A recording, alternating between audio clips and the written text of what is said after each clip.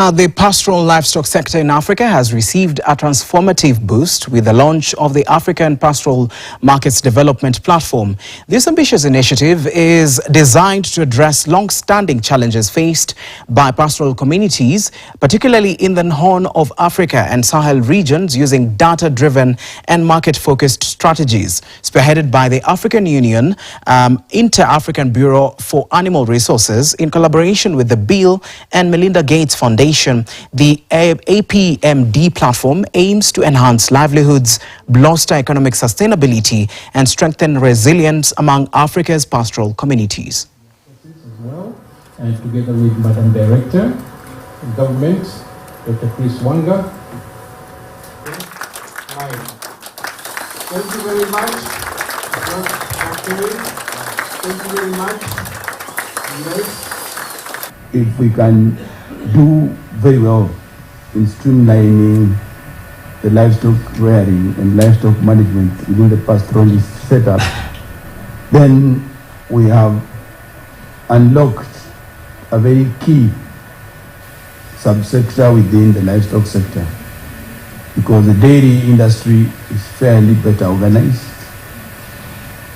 and therefore streamlining the livestock operations within the pastoralist system would literally be the catalyst we've been looking forward to in transforming the livestock sector. Moreover, this initiative aligns with the comprehensive Africa Agriculture Development Program, CADP, as it seeks to promote agriculture and livestock development through increased investments, policy alignment, and promoting regional trade. The platform interventions will contribute to efficient market linkages, bolster supply chains, and foster inter-African trade. We do believe that there are a lot of areas of collaboration where we can also learn some few lessons. We are just being created as a Ministry of Livestock Development in Nigeria. But I tell you, we are coming with usual Nigerian aggressiveness. We are going to